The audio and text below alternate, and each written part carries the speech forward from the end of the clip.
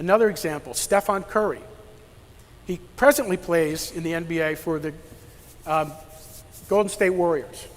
He too is an MVP multiple times. He too is an MVP in the big game itself. And he too is a champion. It's already said, and he's still a player, that he's the greatest pure shooter that ever played the game.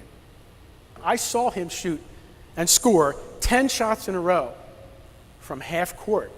From half court. That's like me shooting the ball to that American flag. He got it 10 times in a row. And the only reason he didn't get 11 is because he moved to another place on the court.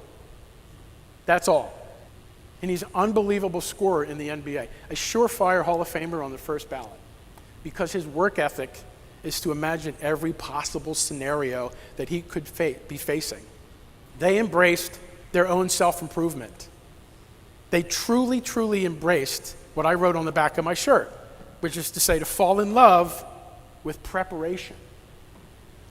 The last words that Nikola Jokic said in his interview in that game, the end of his interview, he said, "My team, we did the work, and it was our turn." It was our turn. My team, we did the work, it was our turn. So when is it your turn? In your walk of life, in your job, in your career, when is it your turn? And what is this thing called work ethic? How do you define it? It really breaks down into what I call four pillars. The first of which is you have to have vision and a plan. Have a vision and a plan. And they always say, write it down. But have a vision and a plan for where you want to go and how you're going to get there. Second, build positive habits. Positive habits. The third is find your passion. You may not all be working in a career that you would say is your passion, but surely in what you're asked to do today, in the tasks that you have before you, you can be passionate about how you're going to approach that in a real positive manner.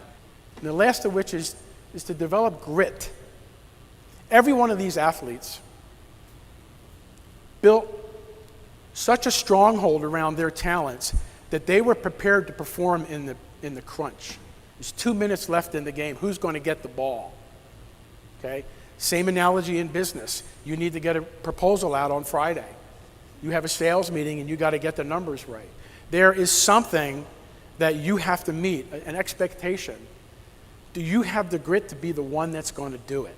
If you build your work ethic and those four pillars, it will not be work. Just like these athletes, they do that work because it is their joy, their passion to build the grit that helps them perform under the lights.